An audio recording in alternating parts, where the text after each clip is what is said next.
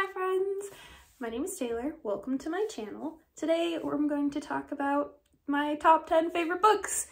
I think I want this channel to be a book review channel. I'm not 100% sure yet. Since this is my first video, I figured what better way to start though than to talk about the things I love most. So today we're going to talk about my top 10 favorite books, I guess. And we're going to start the list off at number 10, which happens to be Why We Broke Up by Daniel Handler. So I read this book a bunch of times in high school, and I believe in middle school is when I first got it. And it's just been a staple ever since. In fact, I'm in 2 book clubs, and this is one of my book club books, and I'm currently reading it with a very good friend of mine. And I'll just read the blurb because I feel like that's the best way to describe a book. It says, this is the box, Ed. Inside is everything. 2 bottle caps, a movie ticket from Greta in the Wild, a note from you, a box of matches, your protractor, Joan's book, the stolen sugar, a toy truck, those ugly earrings, a comb from the motel, and the rest of it. This is it, Ed. The whole story of why we broke up. And essentially, it's just a book about this girl dropping off all of the things she collected when starting to date this guy and dropping it off at his doorstep after they've broken up. And she's written notes describing why they broke up and why each of the items in the box led up to them breaking up. And it's full of really pretty pictures for every single, oh, that's just a blue page. It's full of really pretty pictures for every single thing that's like in the box. And it's just a beautifully written story, and I love it so much. I highly recommend. If you haven't read it yet, pick it up. It's amazing. Next, coming in at number 9 is Galax Arena by Gillian Rubinstein. And as before, I'm going to read the blurb on the back because it's the best way to describe a book, in my opinion. And it says, "This be all. This day be all is what the Peb say. It is how the Peb live. The only way they could live in the Galax Arena, for they may not be around tomorrow. Joella, Peter, and Leanne are trapped in this strange and deadly world. Here, stolen children are forced to perform death-defying stunts for an alien race that thrives on their fear and even more on their deaths. For Joella, especially, time is limited because she's not a gymnast, and that makes her obsolete." So it follows Joella around in the Galax Arena and how she is trying to survive and not be killed off or experimented on. And it's just highly recommend. Her and her siblings are just amazing in the things that they accomplish, and she's just a strong girl. I highly recommend. The ending is wild. You won't believe what planet they're actually on. Next, number 8, Spud by John Vanderroot. I definitely said that wrong. I'm sorry if I butchered it. Spud, I found out about after Troye Sivan played Spud in the movie, because Troye Sivan was one of my favorite YouTubers for a really long time. And so when he was in the movie Spud, I watched it, found out it had a book, and it is a journal of this guy, Spud, and what he does at school in South Africa. So the blurb on the inside is, "It's 1990, apartheid is crumbling.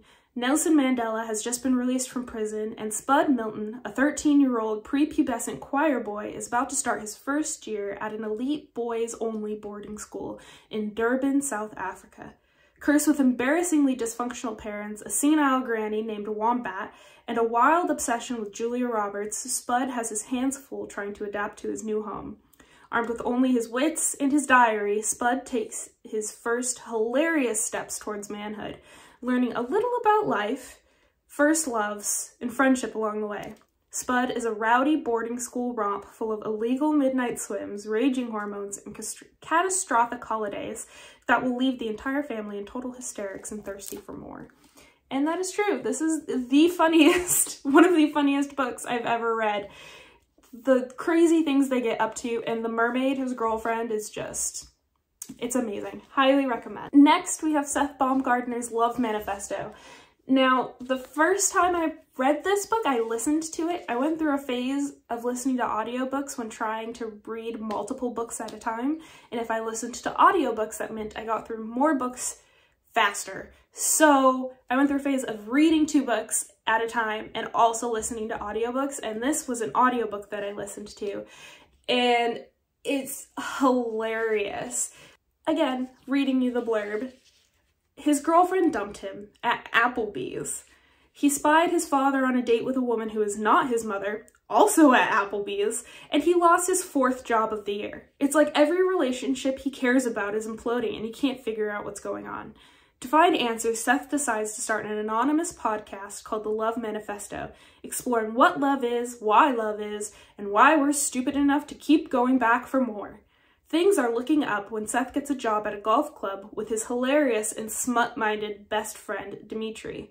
And Dimitri's sister, Audrey, with their help, Seth tracks down his father's mystery date, hits the most infamous bogey in the history of golf, and discovers that sometimes love means eating the worst chicken salad sandwich you can ever imagine. It's just funny, and his podcast, listening to it, it's hilarious. So if you ever get a chance to pick up the audiobook, I highly recommend, but he uses a voice augmenter when doing his podcast, so his voice sounds all like deep and like sensual, and it's just hilarious. I highly recommend picking it up. It's just, oh my gosh, you won't believe the ending. Number 6, Alec Thrace and the Lost Medallion by M.D. Griffith. M.D. Griffith is actually a friend of mine. He unfortunately passed away a couple of years ago, but he was my mentor for writing throughout high school. And he wrote this, and it came out around the time that I started studying Greek mythology, and it's about the lost city of Atlantis. So the blurb on the back says, Alec Thrace is a 19-year-old privileged son of the mighty house of Thrace, of the magical island of Atlantis, far beyond the pillars of Hercules in the Atlantic Ocean, where science meets prehistory and intermingles from time to time with magic. Alec learns of a great adventure that his missing father left for him, to find and use a long-lost medallion to bring the body of a great king back to Atlantis before the warring factions of Rome and Carthage can lay claim to it. However, Alec soon learns that there is more to the medallion than its golden facade. Within it lies the secret of the one for whom it was made. Together, Alec and his friends race through the world discovering how dangerous it can be and how precious their mythical island and nation is, as well as what some would do to lay claim to its wealth and knowledge. It's amazing. Mark, the guy who wrote it, is also amazing. Funny guy.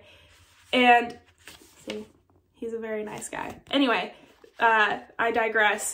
It's an amazing book. If you really like mythology, pick this up. I think it's a little difficult to find now, but it is amazing. And I did do a search on Amazon to see if it's available. It is available from a third-party seller, so just, you know, be aware that you have to pay for shipping. But it's an amazing book, and it's just, if you like mythology. Number 6 is On the Other Side by Carrie Hope Fletcher, who is an amazing YouTuber and a very talented actress and singer, and she can just do it all, obviously. So On the Other Side is about Evie Snow, and it's after she passes away, and it's everything she has to do to get to the other side, to get to her version of heaven. And it follows her along, and you get to learn about her life as she interacts with the people who are trying to finish her unfinished business. And it's just a story that's, my friend likes to call it earth-shattering love. And if you like a book that has earth-shattering love, On the Other Side is going to be the book for you. Coming in next at number 4, All That She Can See, also by the amazing Carrie Hope Fletcher.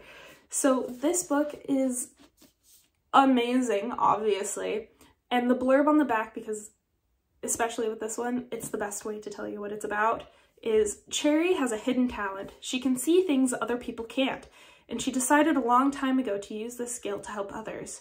As far as the rest of the town is concerned, she's simply the kind-hearted young woman who runs the local bakery. But in private, she uses her gift to add something special to her cakes, so that after just one mouthful, the townspeople will start to feel better about their lives. They don't know why they're drawn to Cherry's bakery, they just know that they're safe there, and that's how Cherry likes it.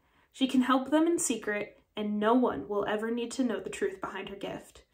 And then Chase turns up and threatens to undo all the good Cherry has done, because it turns out she's not the only one who can see what she sees. And if you like magic-y type books, or, you know, books that have endings that are a little unexpected but don't wrap things up in a nice bow, this is the book for you. The ending, I wanted so much. I wanted more.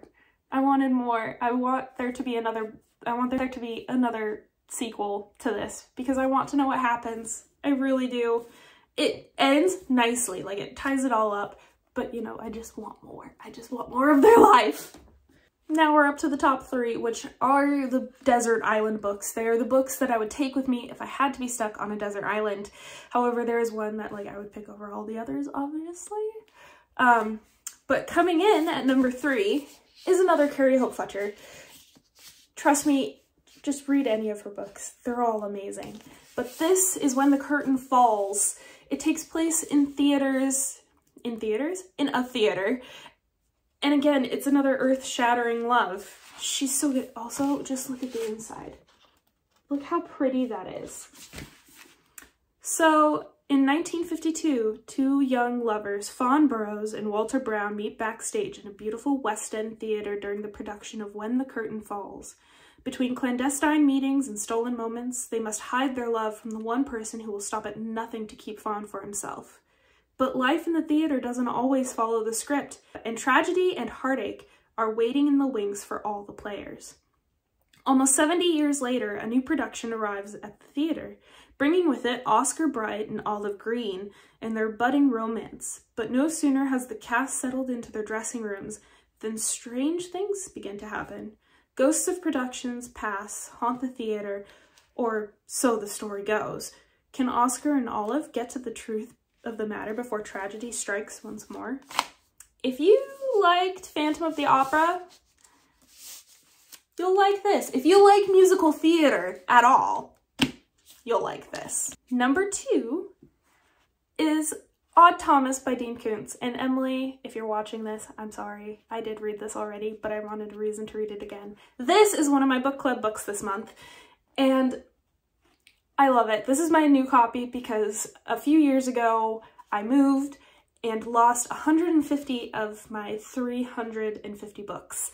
And this happened to be in the batch of books that was lost in the move.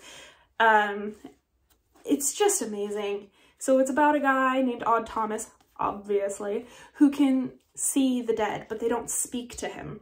And it's how he uses his connections with people in the afterlife to help them move on and to help him solve murders, mysteries, all those fun little things, and how he uses these premonitions to help him identify things that are about to go wrong in his town.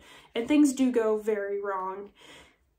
It's a little sad, I'm not gonna lie. I cried a lot the first time I read this, but if you like Dean Koontz, or if you like supernatural books about ghosts, this is the one. Odd Thomas is just highly recommend.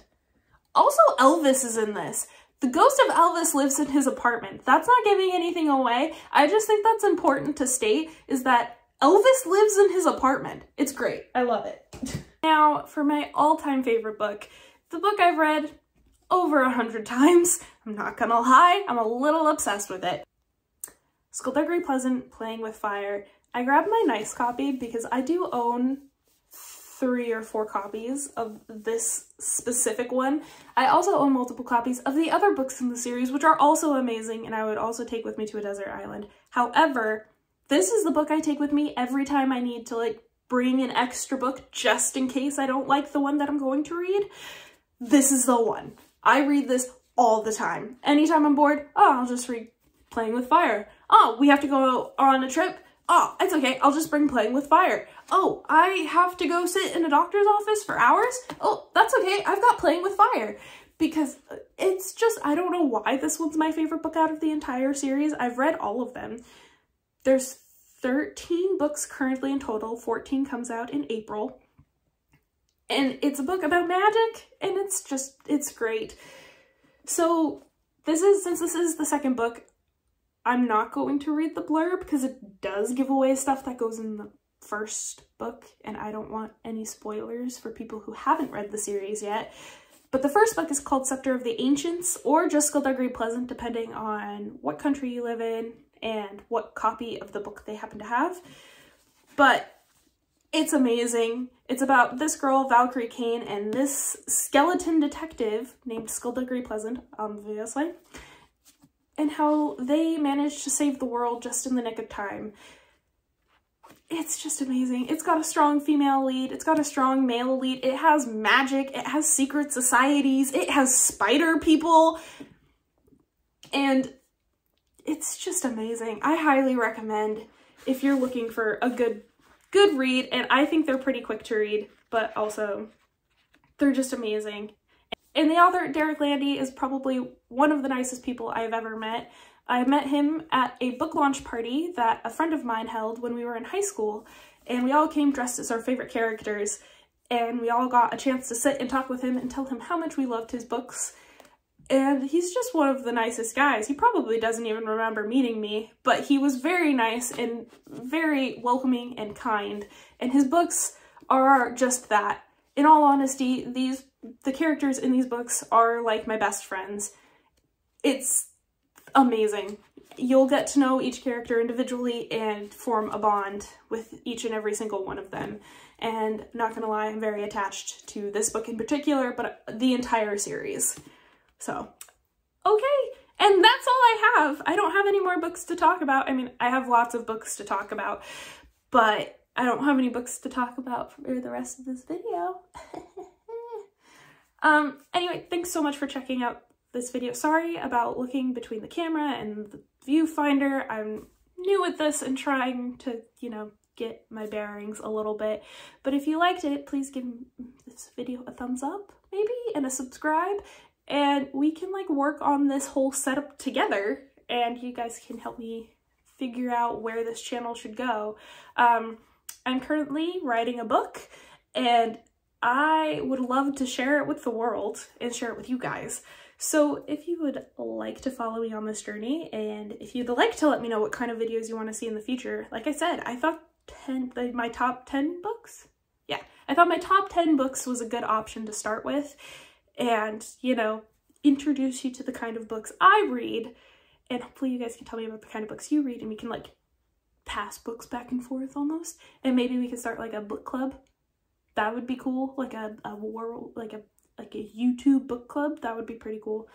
But yeah, I'm so excited to be here and uploading a video for you guys, and I don't know how to end this, so I'm just gonna go. Bye!